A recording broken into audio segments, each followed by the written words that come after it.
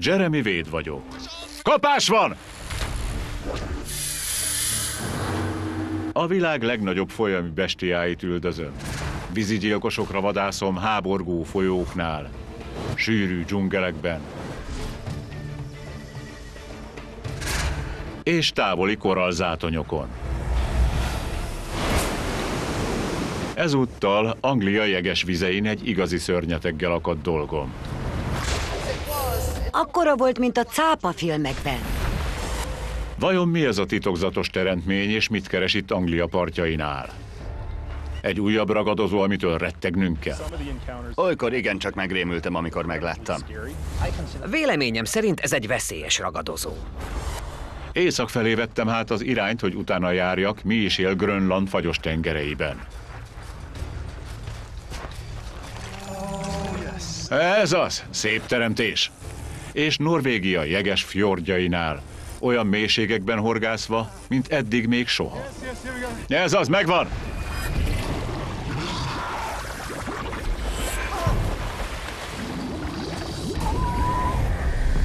Édesvízi szörnyek. Hidegvízi gyilkos.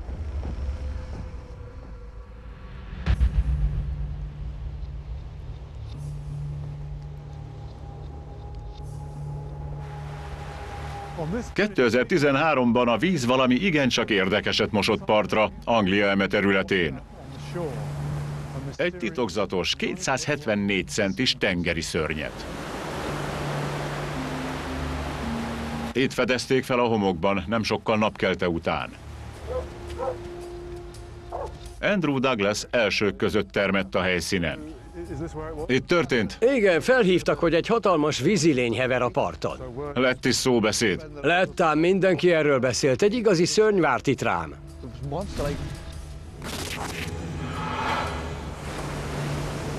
Monica Cornell a parton kocogva pillantotta meg a bestiát.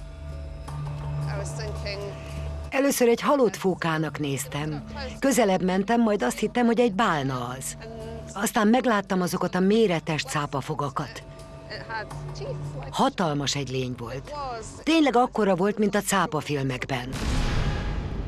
A felfedezés sokkolta a békés lakóközösséget. Úgy vélték, hogy egy szörnycápára bukkantak. De mégis mifélére?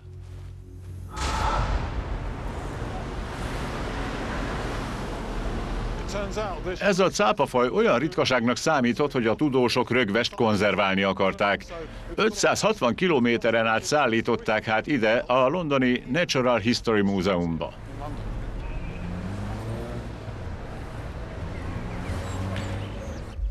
Engedélyt kaptam arra, hogy bepillanthassak a világ egyik legfontosabb halgyűjteményébe. Itt tárolják bolygónk legritkább és legkülönösebb vízi teremtményeit. A legtöbbjük közel 200 évvel ezelőtt vált a kollekció részévé a hírhedt természettudós Charles Darwin által.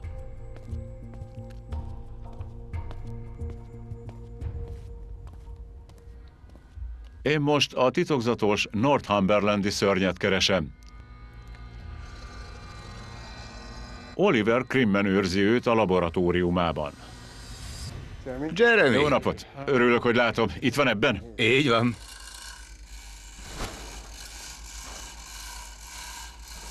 Ideje különös bestia szemébe néznem, amire Anglia homokján leltek rá.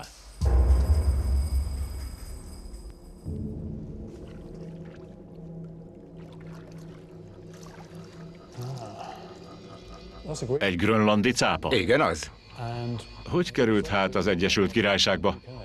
Nem igazán tudjuk. Az Atlanti-óceán északi részén és a Jeges-tengerben fordulnak elő. Anglia partjainál nem jellemzőek. A veszélyes fajok közé tartozik? Sajnos nagyon keveset tudunk róla, hiszen ezek a lények a mély és fagyos vizekben élnek. A feltételezések szerint dögevő, holott semmi se zárja ki, hogy maga vadászná le a zsákmányát. Vessen csak egy pillantást a fogsorára. Tehát nem tudjuk biztosan. Ahogy mondja. Nem először találkozom a grönlandi cápával. Egyszer már volt szerencsém ehhez a bestiához. 3 évvel ezelőtt egy éjszaka során már kifogtam egyet Norvégia fjordjainak jeges vizéből. Azt hallottam róla, hogy lassú és engedelmes állat. Ebből kifolyólag úgy véltem hát, hogy teljesen ártalmatlan. Annyira, hogy még a vízbe is lemerültem hozzá. Mi lett volna, ha tévedek? A legújabb kutatások megkérdőjelezik azt, amiben hittem. Eme kevésbé ismert egyedek bizony akkorára nőnek, mint a fehér cápák, ráadásul 4-szer annyi foggal rendelkeznek. Félelmetes történetek kerültek napvilágra az Atlanti-óceán északi részéről. A szörny, amely jegesmedvét eszik. Ha a lény valóban itt úszkál Anglia partjainál, akkor tudni akarok róla. Kutatásaim eredményeinek fényében azon a helyen kezdem meg a keresésüket, ahonnan a nevüket is kapták.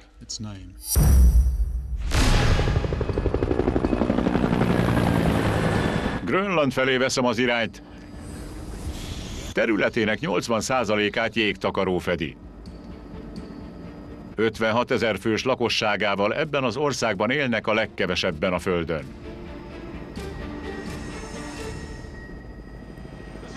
Elképesztő, szavaim sincsenek. Mintha egy másik bolygón lennék. Életemben először járok az északi sarkkörnél. Az ott alattunk nem szárazföld, hó és jég. Ráadásul a víz a fjordok alatt eszméletlenül mély. A keresett teremtmény pedig itt, eme jégréteg alatt él. Ritkán találkozni grönlandi cápával. Bizonyos emberek egy-egy csoportja azonban olykor összefut vele. Ők az eszkimók. Uummannaq kikötőjébe tartok 640 kilométerre az északi sarkkörtől.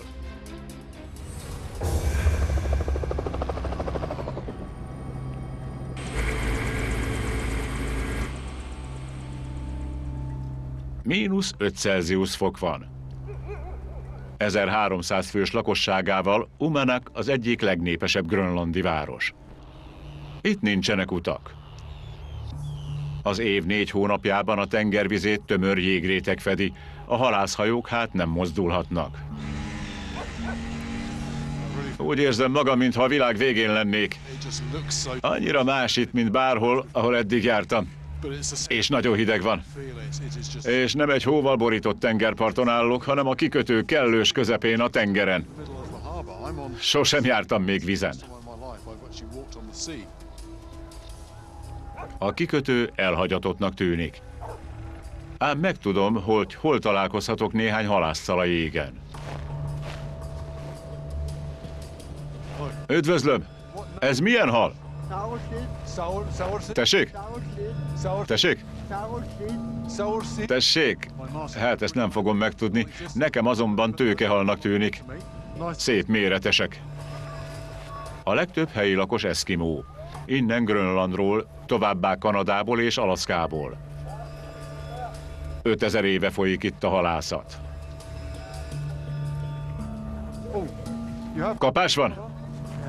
Jó hosszú damilt használnak itt. Nagy hal? Tényleg? Az bizony. Ó, már látom. Meg is van.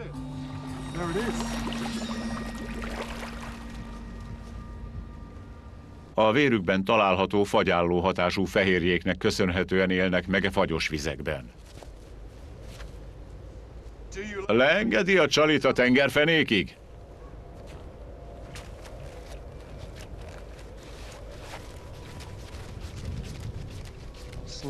Végre újra tudom mozgatni a kezemet.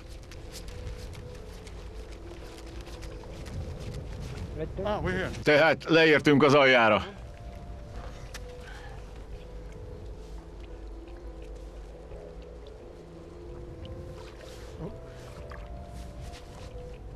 Szerintem sikerült. Igen, igen.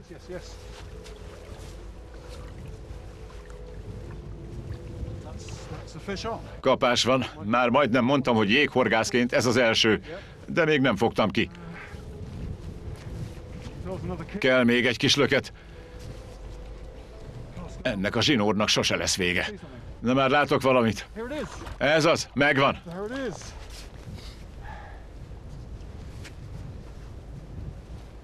Az első fogásom jéghorgászként. Szemügyre veszem. Ez hát az atlanti tőkehal.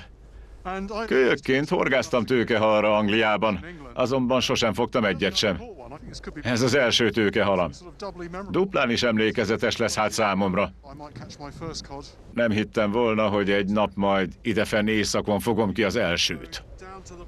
Megkérdeztem őket a grönlandi cápáról, ám amateremtmények bizonyára nem vadásznak ilyen sekély vizekben. Fogott itt valaki cápát? A mélyebb vizek felé kell vennem az irányt, távol a biztonságos kikötőtől.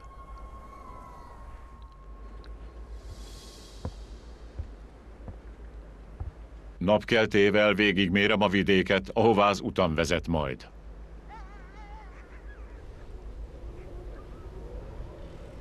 Leginkább a mélyebb vizeknél láttak grönlandi cápát a helyiek.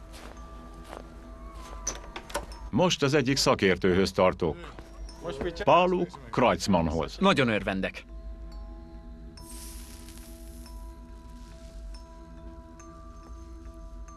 Együtt készítünk elő egy több mint 700 méteres damilt, amire egyenként 100 csalit akasztunk, mielőtt nekivágnánk az utunknak.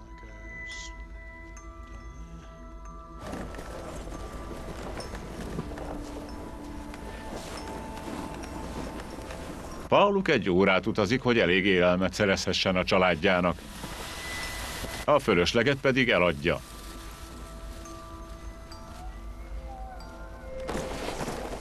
Csak eme idényben járható a jégtakaró. Több méteres vastagsága ellenére a jéghegyek körül így is könnyen megrepedhet. Ha az a jéghegy kidőlne, akkor itt is hullámok keletkeznének. Tehát megrepedne a jégréteg. Az Atlanti-óceán északi részén úszó jéghegyek zömmel eme partszakaszról származnak, akárcsak az, amelyik elsüllyesztette a Titanicot 1912-ben. Ideje léket ütnünk a jégbe és leeresztenünk a 762 méteres damilunkat. Már most lefagynak az ujjaim. Életemben nem láttam még ekkora horgászorsót, amit Pauluk használ éppen. Már csak 800 méter van hátra. Elmondása szerint a mélyvízi dögevők gyakran hamarabb horogra akadnak, mint sem, hogy elérni a damil a tengerfenekét. A grönlandi cápa az első számú célpont. Ne túl gyorsan. Remélem, hogy több információt sikerül most szereznünk arról, hogy miféle lények vadásznak odalent. Lapos halak. Fantasztikus. Ez eléggé ígéretes. Már van 5 halunk. Ez nem is rossz. A vacsora megvan, a kutatásommal azonban nem jutok előbbre. Egyetlen nyoma sincs cápaharapásnak. Arról viszont átfogóbb képet kapok, hogy miféle lények élnek még itt a cápákon kívül. Ez meg hogy néz ki? Ez egy gömbhal. Egy mélytengeri hal. Hű, micsoda szemei 1000 vannak. méter mélységben él. Hát ott nem sok fény van.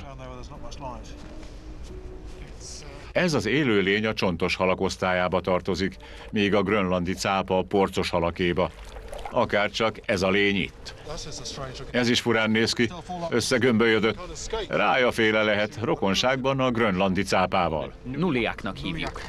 Azt jelenti feleség, Miért ez a neve? mert a cápa neje lehetne. Beesteledvén fagypont alá esik a hőmérséklet. Nincs hát vesztegetni való időnk.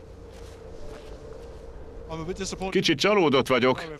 Semmi bizonyíték a grönlandi cápára.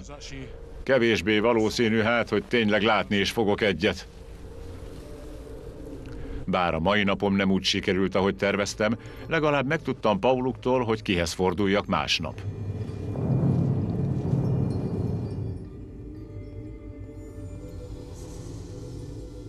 Holnap a napfényben fogunk horgászni.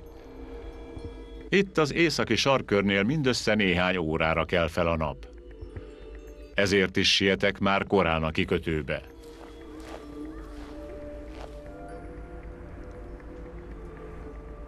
Umanak azt jelenti szív alakú.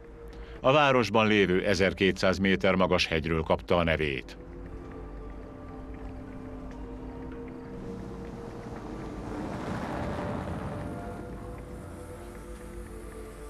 A napsütés a helyieket is előcsalja, és a település forgalma jóval élénkebbé válik, mint az érkezésemkor. A nyár folyamán itt 2 hónapon át nem nyugszik le a nap. Ennek ellenére a hőmérséklet továbbra is 0 fok körül alakul.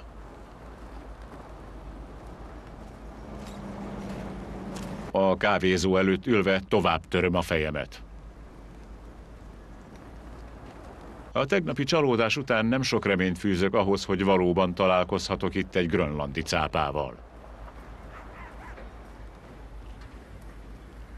A kikötő felé veszem az irányt, hogy egy olyan lakossal találkozhassak, aki kutyákat is tart.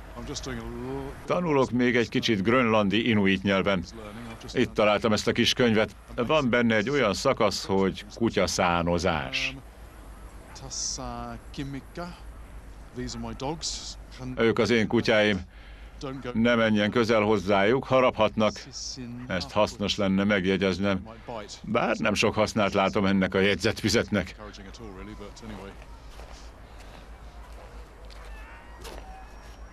A legtöbb helyi halász igyekszik elkerülni a grönlandi cápákat, hogy ne lopják el a csaliaikat. Ám akad itt egy személy, aki kutatja őket.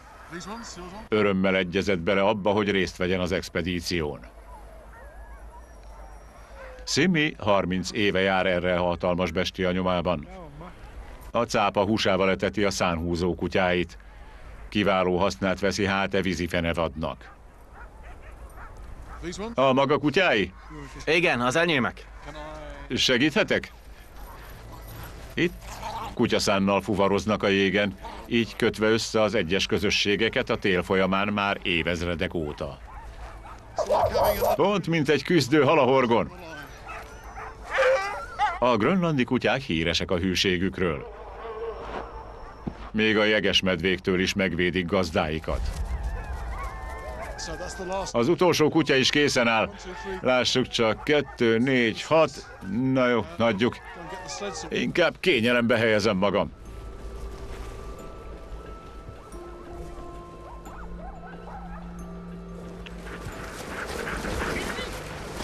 A fajtatiszta grönlandi kutyák a kitartásukról ismertek. Napi 160 kilométert is futnak egy héten át. Vadászatunkhoz a tenger jegének pereme szolgál helyszínül. A víz itt rendkívül mély. Hozzávetőlegesen 915 méter. Ráadásul a jég itt nem túl vastag és könnyen megrepedhet.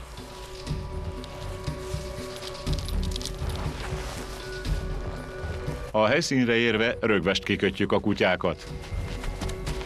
Fák és sziklák híján a jégréteget használjuk erre. Ugye nem szabadulnak el? Kissé messze vagyunk a várostól. Simi szerint a jegesmedve prémjéből készült szőrmebunda melegebb, mint bármi. Ez azonban elgondolkoztat.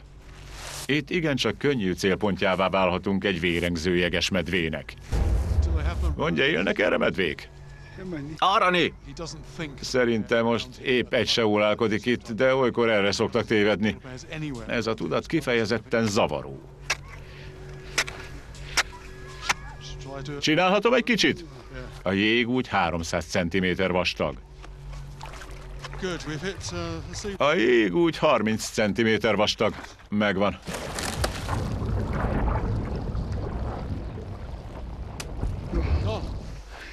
Jó. Megvan a lék. Horgásszunk!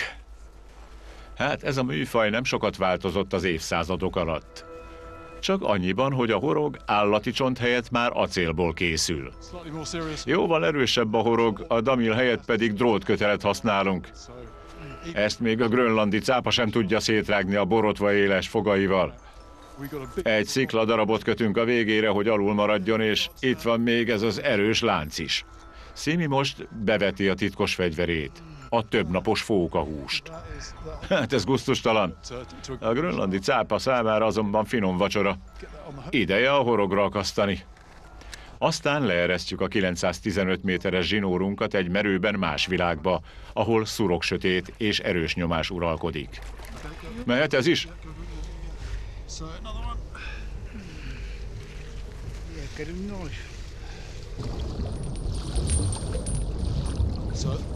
Az összes csali a vízben van és gyorsan süllyednek. A tengerfenék körülbelül olyan távolságban van, mint annak a hegynek a csúcsa.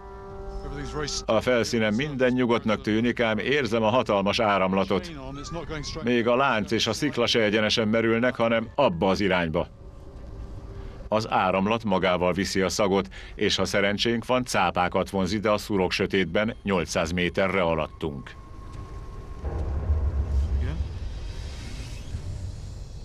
Most ért le az aljára. Ijesztően mély itt a víz. Életemben nem horgáztam még ennyire mélyről. A horgászathoz általában várakozás társul. Itt azonban ez szóba se jöhet. Halálra fagynánk közben. Ezért hagyják hátra a csalit és térnek vissza hozzá másnap a helybéliek.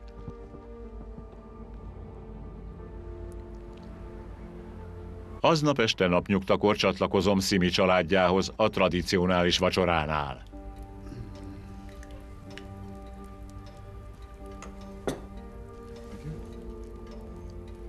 Párolt lapos hal készült a tegnapi fogásból, ami igazán incsiklandó lett.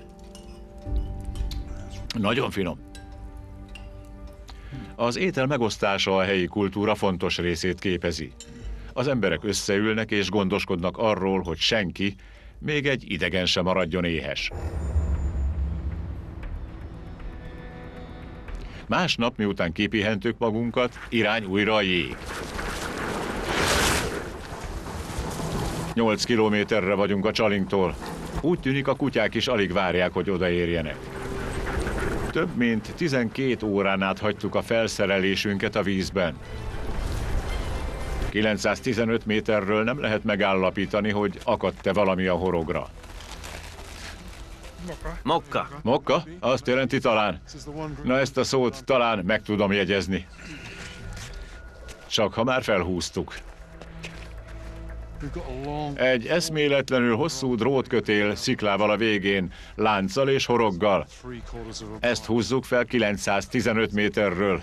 Meg innen. Tekerem, tekerem, tekerem. Na gyerünk.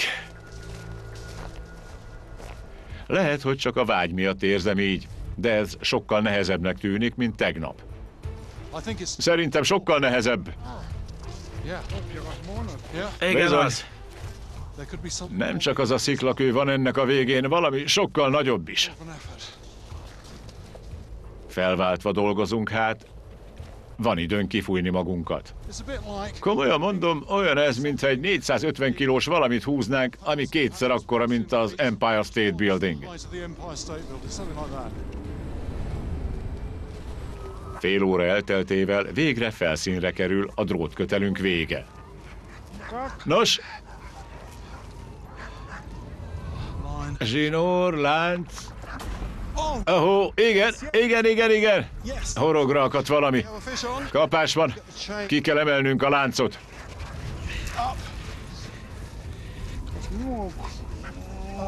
Ó, igen. Szép teremtés. Hogy fér majd át a léken? A cápa nem küzd. Bizonyára kimúlt a kötélen az éjszaka során. Nem elég nagy a lék, úgyhogy ki kell szélesítenem a lyukat.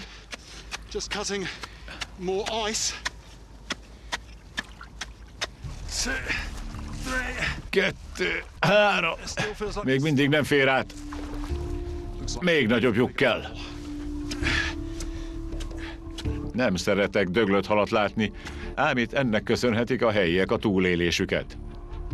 A cápa hetekig eleségként szolgál majd Simi kutyáinak. Óriási feje van. Mekkora lehet vajon a teste? Most már talán ki tudjuk húzni. Mehet? Még egy kicsit. Ez az már jön. Igen, már jön. Eddig úgy 3 méteres. Na még.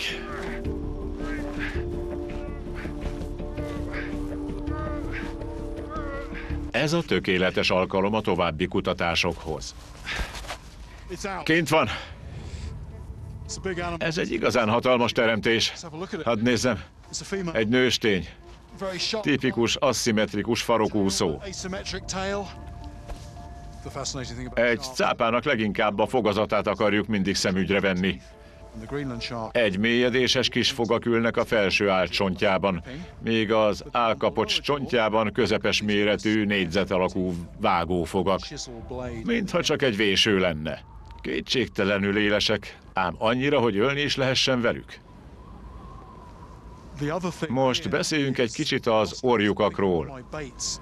Több 100 méter mélyre eresztettük le a csalinkat, ami egy apró kis pontocska csupán egy ekkora víztömegben.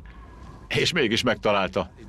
Nem máshogy, mint a kiváló szaglásának köszönhetően.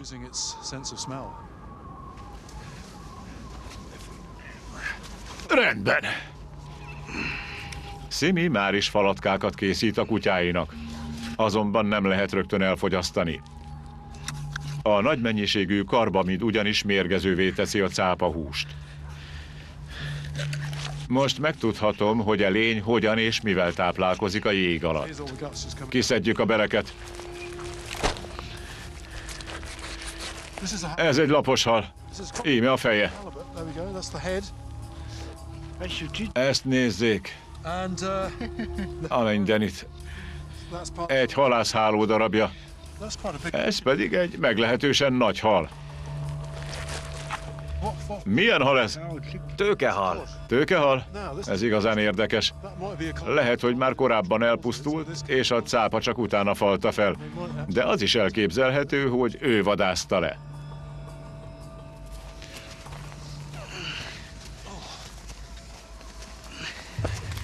Ki akarom deríteni, hogy a grönlandi cápák tényleg csupán dögevőke. Meg kell tudnom, hogy mi mással táplálkoznak és hogyan. Itt a jéggel borított tengeren azonban nem találom meg erre a választ. Melegebb vizek felé kell vennem az irányt. 2410 kilométert utazom az Atlanti-óceán felett Norvégia partjaihoz, ahol a grönlandi cápák életmódját tanulmányozzák.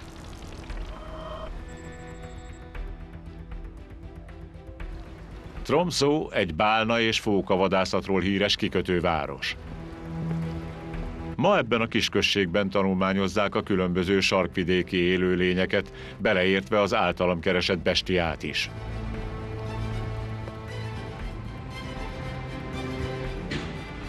A helyi egyetem falain belül tudósok egy csoportja dolgozik azon, hogy minél többet megtudhassunk eme rejtélyes teremtésről. Julius Nilsson dán kutató határozta meg a cápák életkorát. Egy 400 éves cápa lehet a legöregebb gerinces élőlény. Felméréseiből arra következtet, hogy a legnagyobb és legidősebb grönlandi cápa legalább 400 éves. Ennek fényében a teremtmények a híres Mayflower utasszállító hajóval egy időben járták az óceánt. Julius a grönlandi cápa táplálkozási szokásaira is szerzett bizonyítékot, és állítja, hogy a lény nem feltétlenül dögevő. A felső álcsontjában ülő fogak olyanok, akár a villa. Meg tudja tartani velük a zsákmányt. Az állkapott csontban lévők pedig akár a penge. Amikor így mozog, körkörösen sebet ejt az áldozatában, mielőtt elfogyasztaná. Tehát ez azt jelenti, hogy vagy 180 fokot fordul. Tulajdonképpen 360 fokot, egy teljes kört. Julius bizonyítani is tudja a teóriáját. Ezen a képen fehér delfineket látunk valahol az északi sarkon. Nézze csak meg ezt a kör alakú sebet az egyik példány testén. Életben van, ugye? Nem halott. Így van. Ez egy életben lévő fehér delfin, egy meglehetősen egyedi sebbel. Képzelje el, ahogy a cápa belé harap, majd körkörösen mozogni kezd. Nehéz elképzelni bármelyik másik sarki élőlényről, hogy ugyanilyen sebeket ejtene az áldozatában. Úgy tűnik, hogy a grönlandi cápa képes efféle sebet ejteni más teremtményeken. Julius ugyanilyen sebesülést észlelt egy cápa gyomrában talált fókán is. Amennyiben a grönlandi cápák valóban levadásszák a zsákmányukat, akkor vajon emberre is támadnának?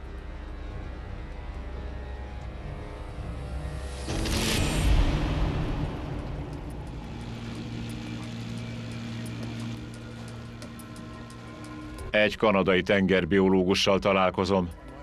Azon ritka emberek közé tartozik, aki merült ezekkel a cápákkal. Nem félt attól, hogy maga végezheti esetleg az ebédjükként? Amikor először merültem le közéjük, fogalmam sem volt, hogy mire számítsak. Az emberek harcsaféléknek hitték őket, amelyek nem feltétlenül ragadozók, és nem is igazán kíváncsi természetűek. Sose hittük volna, hogy mindez kiderül majd róluk.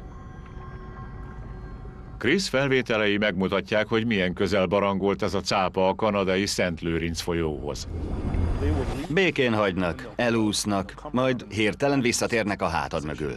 Ezt csinálják újra és újra. Látni akarják, hogy reagálsz. A kíváncsi természet a ragadozók jellemző vonása. Sok ijesztő kalandom volt velük.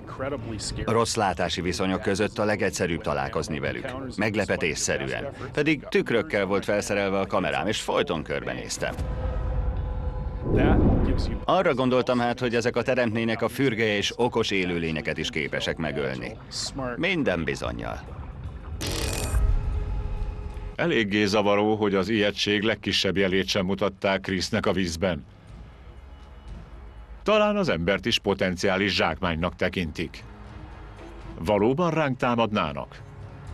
Utána kell járnom ennek. Csak is egy küzdelem során győződhetek meg arról, hogy valójában mire is képesek. Az Andorja szigetét körülvevő fjordokhoz tartok, 240 kilométerre Tromsótól délre. Itt többet is megtudhatok erről a ravaszteremtésről. Hogy rájöjjek, vajon emberre is támadnak-e, részt veszek Julius Nilsson kutató útján a Vaxfjordhoz, ahol egy cápák összegyűlnek az éveme szakaszában.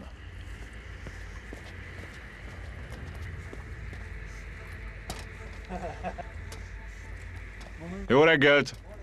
Jó reggelt, Jeremy! Örvendek! Julius? Szép időnk van. Az eszközeink segítségével csapdába csalunk egy cápát. Egy kifejlett példányt szeretnénk, hogy alaposan felmérhessük lény képességeit. A körülmények kiválóak. Nyugodt vizekre van szükségünk a biztonságos vizsgálódáshoz. Ugyanakkor az előrejelzés nem túl kedvező. Vihar van érkezőben, tehát gyorsan kell ma cselekednünk. A hajó kapitánya, Thor Evind már több ilyen kutatásban is részt vett, hát úgy ismeri a fjordot, mint a tenyerét.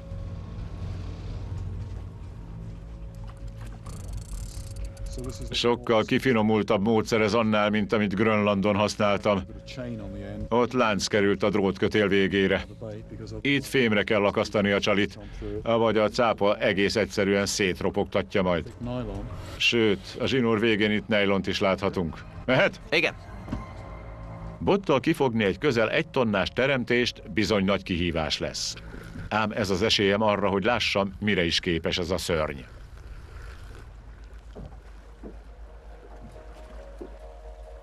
A víz mélységeit hozzávetőlegesen 460 méter.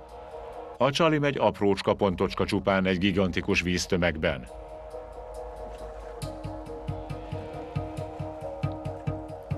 Néhány óra elteltével mozgást észlelünk végre.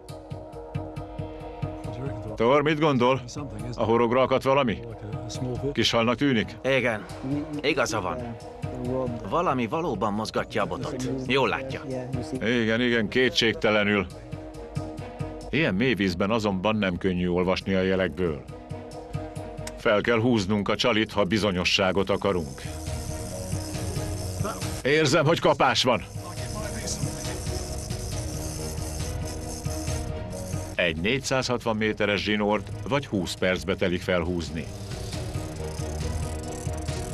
Kíváncsi vagyok, hogy hogyan néz ki most az a csali.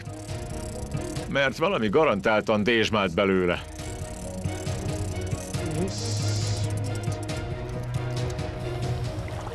Megmondtam. Hát nem ilyen volt. Így igaz. Valami félbeharapta a csalit. Ez biztosan egy cápa volt, csak épp nem kellett neki az egész. Egy kisebb egyed lehetett? Nem tudom. Ugyanakkor ez egy jó jel. Ez jó jel. Valami van itt, értem. Kiváló. Ebből már tudjuk, hogy jó helyen horgászunk. Egy napot azonban elveszítettünk, és nem sokáig lesz ilyen kedvező az időnk. Másnap reggel találkozom Juliusszal, hogy többet tudhassak meg a cápa projektről. Miért pont ezen a helyen vagyunk? Nos, Endoria szigete igencsak különös helyszínnek számít itt Norvégiában. Hatalmas cápák ólálkodnak errefelé a környező vizekben. Itt párzanak a hímek a nőstényekkel, így ez a hely különösen alkalmas arra, hogy az egyes egyedeket tanulmányozzuk. Mi vonza őket ide? Miért ezt a helyet választják? A fjordok körül rengeteg az élelem, hiszen igencsak nagy itt a halállomány. Engem legfőképpen a grönlandi cápák párzási helye érdekel. Ha sikerül kifognunk egy ivarérett hímet vagy nőstényt, akkor megjelöljük, és akár 6 hónapon át is figyelhetjük. 2 különböző szerkentyű kerül minden példányra. Ez a cápa helyzetét adja meg, ez pedig a mélységről és a hőmérsékletről lát el minket információval. Azért tesszük rájuk, mert elképzelhető, hogy ez a helyszín csupán az útvonaluk része, amely a tényleges párzási helyre vezet. Az is lehetséges, hogy a cápák valóban több időt töltenek itt, majd a párzás után távoznak. Ezek segítségével mindenre választ kaphatunk. Itt élnek? Ide tartanak? Vagy csupán áthaladnak? Most útra kelünk, hogy beszerezzük a cápacsalit. Kiváló lehetőség ez arra, hogy tanulmányozzuk a helyi élővilágot. Nagyon mély a víz, 100-120 méter lehet. Látni, hogy milyen meredek hegyek vesznek minket körül. Hát, pontosan ez folytatódik a felszín alatt is. Rázkódik a csónak. Nehéz a csalim. Folyton megemelem, aztán hagyom, hogy ismét visszamerüljön. Remélhetőleg így valamilyen teremtmény felfigyel a mozgásra. Egy vörös árnyékhal. Ami kiváló csaliként szolgálhat. Bár a cápák a nagyobb prédákat preferálják. Persze akadnak itt méretesebb halak is. Ez most nagyobb lesz. Na, hadd nézzem. Egy fekete tőkehal. Ez kell nekünk.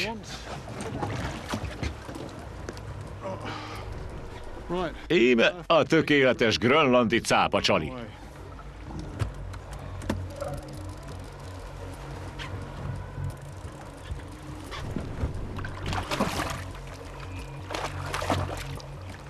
Ez se rossz. Az is jó csalinak. Remek, ezt nevezem én sikernek. Kiváló csali lesz. Hopp, hopp, hopp, befelé.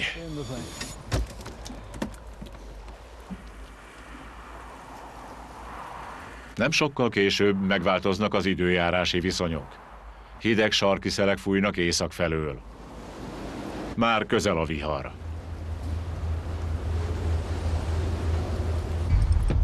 Jó, megvan. Rendben. Néhány órával később ismét kapást észlelek. Ez az, a horogra akadt valami. Ezúttal nehezebbnek tűnik. Igen, kapásom van.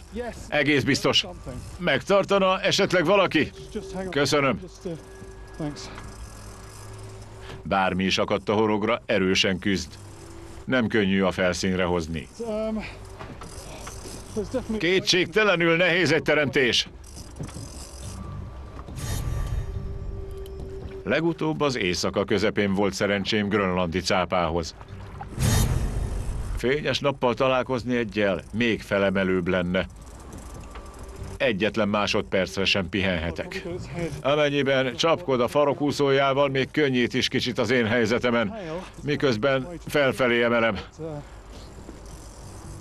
Ha azonban megállok, akkor rögvest lefelé veszi az irányt, ami pedig rontja az esélyeimet. Sajog mindkét karom, de muszáj folytatnom. Nem biztos, hogy lesz még egy esélyem. Itt van a felszínen, már látom!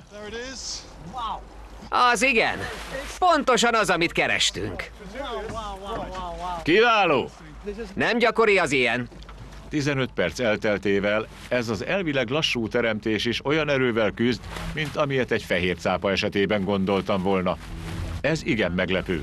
Sosem láttam még grönlandi cápát ilyen mozdulatokkal. Meglepően élénk. Általában lassúak és engedelmesek. Ez nagyon érdekes. A farok úszóján lévő hurok miatt forog ennyire a vízben.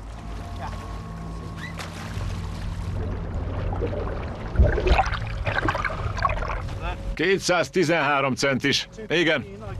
Több mint 2 méteres. Egy 213 centiméter hosszú, 113 kilós, 40 éves fiatal egyed. Ez az. Engedjük vissza. Jól van. Ez az energikus viselkedés nagy áttörést jelent a kutatásaimban. Határozottan élénk volt. Előre-hátra csapkodta a farokúszóját. Meglepő ez az aktivitás? Határozottan. Sose láttam még grönlandi cápát ilyen mozgásokkal. Pontosan azt reméltem, hogy képesek ilyesmire. Ez a drámai találkozás azt jelzi számomra, hogy ez a cápa olyan lehet, mint Jekyll és Hyde. Egy békés, engedelmes lény, amely egy szempillantás alatt agresszívvá válhat. Ám még többet kell megtudnunk. Meg kell jelölnünk egy nagyobb egyedet. Muszáj megküzdenünk egy kifejlett példánnyal is, hogy felmérhessük az erejét. Tovább horgászunk.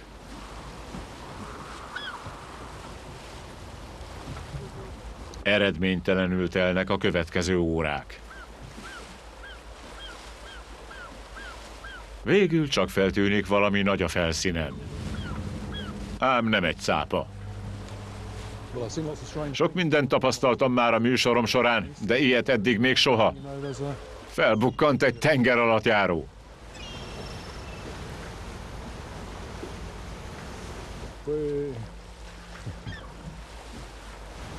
A tengeralattjárót látva az jár a fejemben, hogy vajon milyen körülmények között élhet a grönlandi cápa ekkora mélységben és nyomáson.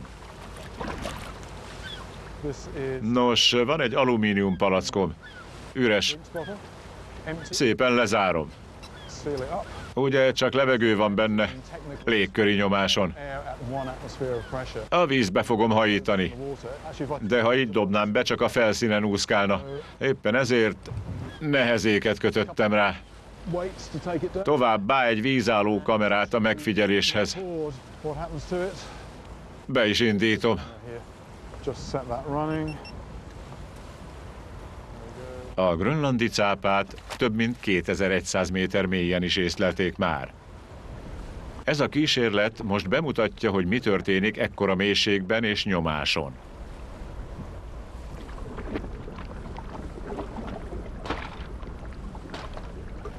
És még csak 30 métert merült. Inkább felhúzom. Íme a kamera, és tessék! A nyomás már 30 méteren összepréselte ezt a fémtárgyat. A grönlandi cápa 460 méter mélyen él ezeknél a fjordoknál, ahol még 15-ször ekkora a nyomás. Elképzelni se lehet igazán, hogy mégis hogyan élhet ez a teremtmény odalent a mélységben, egy olyan világban, ahol nincs fény, csupán szurok sötét, és ilyen hatalmas nyomás uralkodik. A sarki vihar egyre csak közelít.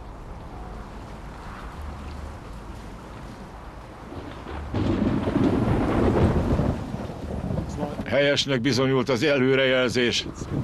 Az időjárás folyamatosan rosszabbra fordul. Már az eső is esik. Remélem, hogy sikerül kifognunk valamit még mielőtt rosszabb lesz a helyzet.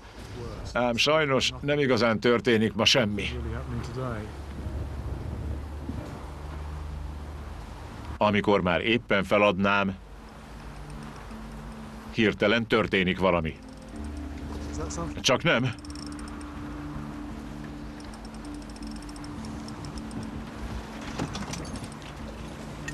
Kezembe veszem a botot, hiszen kétséget kizáróan ez a legutolsó esélyem. Igen! Kapás van? Kapás! Igen, és húz lefelé. Tart valaki? Tartsanak erősen. Itt is. Igen, ez az. Nézzék, hogy pörög. Veszélyes a helyzet, mivel igen távol van. Erősen húz magával. Én meg itt állok a vizes és csúszós csónak szélén. Többször megijedtem attól, hogy hirtelen csak eltűnök a felszín alatt. Bármi is akadt a horogra, gigantikus ereje van. Dőljön hátra! Itt is van. Igen. Igen. Meglehetősen vadjószág ez. Nagyon. Az ám. Egy 3 méteres egyed. Tartom. Egy nagy hím. Úgy tűnik, hogy egy szép kifejlett példánnyal van dolgunk. Percek alatt kell lemérnünk, megjelölnünk és szabadon bocsátanunk. Bár a jelölés lyukat fúr a vastag cápabőrbe, de nem okoz fájdalmat az állatnak. Így megtudhatjuk, hogy milyen mélyre és messzire úszik az elkövetkező 6 hónapban. Részemről a méret és az erő a fontos. Nos, ez a cápa körmérete. Ebből már tudjuk a testének átmérőjét. Úgy nagyjából 320 kilót nyomhat. Julius 200 évre becsüli a korát. Kétség kívül ez a legnagyobb és legöregebb hal, amit valaha fogtam. Elképesztő érzés ilyen közelről látni ezt a hatalmas lényt. Eme bestiával csupán néhány ember találkozhatott. A napfényénél ezúttal végre megtudtam azt, amit akartam. Ezért jöttem Norvégiába. Nappal akartam látni egy élő grönlandi cápát a víz felszínén, hogy alaposabban is szemügyre vehessem. És az erejét is érezhettem a horgászboton végén. Ez a cápa nem éppen tűnt engedelmes dögevőnek. Ekkora erő birtokában ez a szörny bármilyen sebesen mozgó prédát elejthet. Egy vadász tudja, hogy hogyan használja az erejét. Ehhez adódik hozzá a rendkívüli egyed fogazata, tehát egy igazi ragadozóról beszélhetünk. Nagy lépést tettünk meg ma arra vonatkozóan, hogy átfogóbb képet adjunk erről a rendkívül különös és kevésbé ismert cápafajról. De vajon veszélyt jelent-e a grönlandi cápa az emberre? Mindazok fényében, amit megtudtam, kétszer is meggondolnám, hogy ismét beugorjak-e mellé a vízbe. Úgy tűnik, hogy ez a cápa egy szerény dögevőből félelmetes gyilkossá válhat egy szívdobbanás alatt. Addig, amíg megtudjuk, hogy mitől is változik meg ez az állat így hirtelen, remélem, hogy egy Jekyll és Hyde szörnyeteg a sarki vizek mélyén marad, távol Anglia partjaitól.